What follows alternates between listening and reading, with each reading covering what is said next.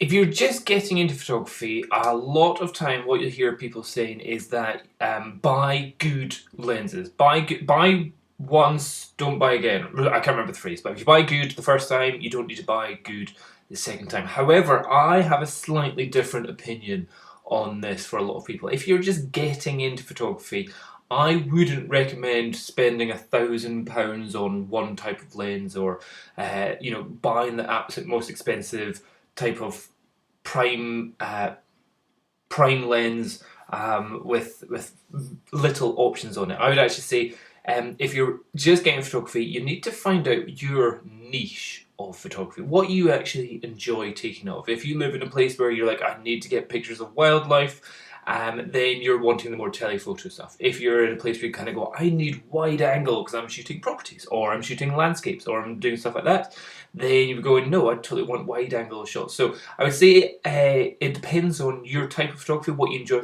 from photography. But I would say in the first year, maybe 2 years, is a developing what your passion part of photography. Some people just, I just want to do macro photography, or some people just going, I just want to take pictures of airplanes.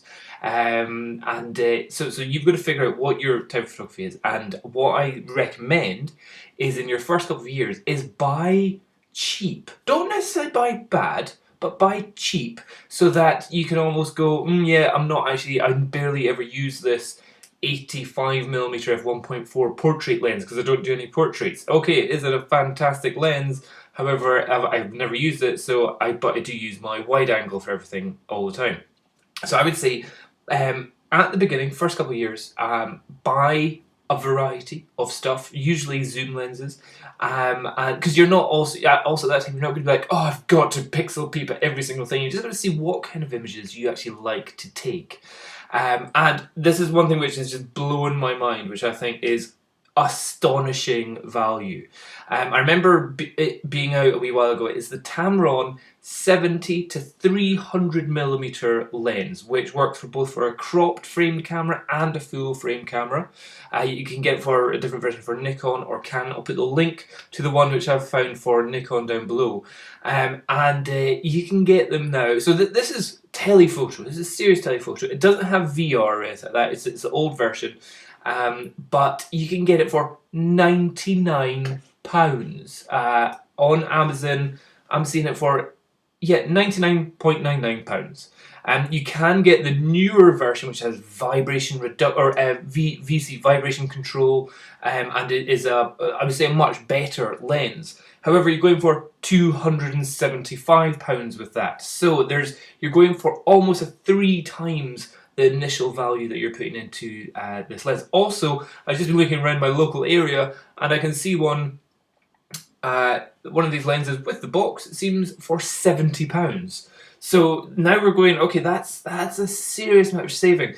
And so when you're getting it all the way down to just £70, this is what I would call a throwaway lens. Some of you may go, I don't want to throw away £70 worth of kit, which is absolutely fine. But in general, this is far easy to just leave behind somewhere, rather than a £1,100 70 to 200 Nikon lens kind of thing. Okay, so I would 100% recommend anybody that's getting into photography and is kind of going, I want to see if I'm interested in long distance stuff. Now, the awesome thing about this one is it's also got a 1:2 macro, which is astonishing. So whenever it's at its longer focal length, between 180 and 300mm, so it's all extended out, it has a close focusing distance of only 95 centimeters. So if it's already about that length, you're getting about that much further beyond.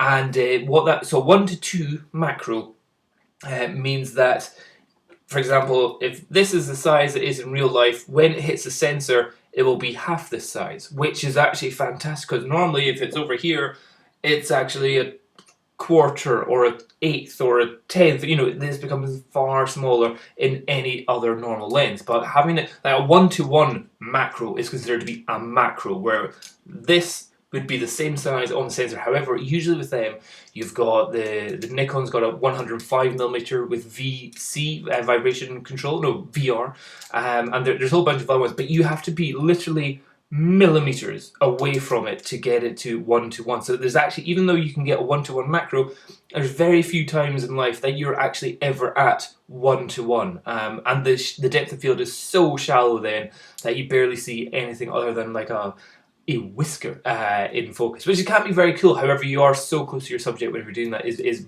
unusual to actually ever get to there.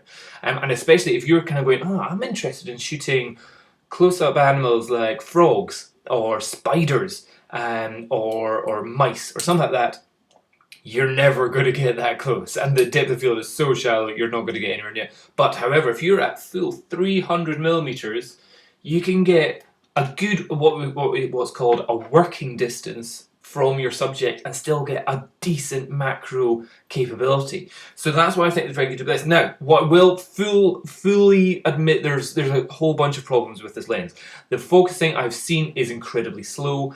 So it's slow, but it's also pretty not very good in low light. It rotates the front of the lens as it focuses, which really sucks if you're wanting to put any filters on the front.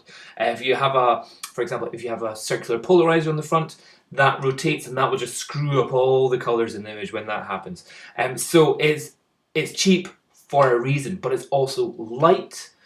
It's plasticky, so that's usually not a good thing. But when it's this cheap, you're not expecting a big metal thing. I've just put it up on my Facebook. So I said, oh, I had a few years ago. Plastic rubbish, didn't deliver me any sharp images.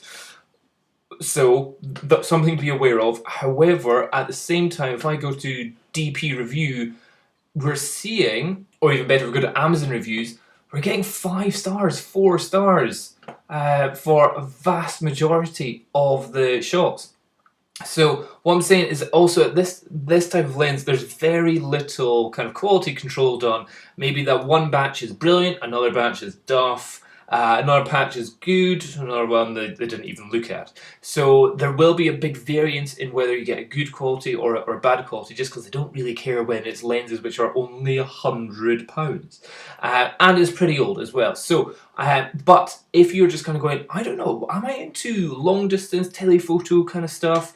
This is an absolute, what I would consider to be a fantastic value price. Sure, if you are just dripping in money and you're like, I don't know, I would say 100% go for the Tamron 70 to 200 millimeter lens with the 70 to 300 with the vibration compensation.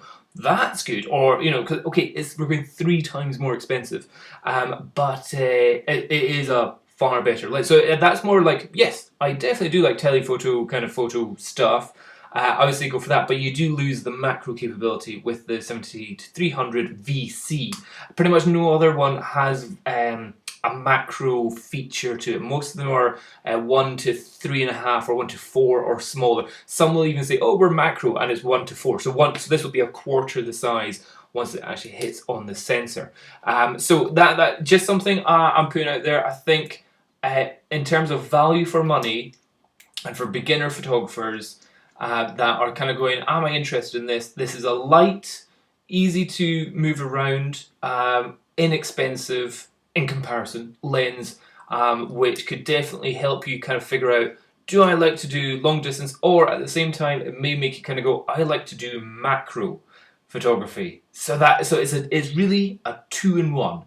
And then after you kind of go, yes, I know which one, that's when you would upgrade to either a Nikon 105 VR for I like macro stuff, or you kind of go to a 70 to 200 millimeter f2.8 for telephoto stuff.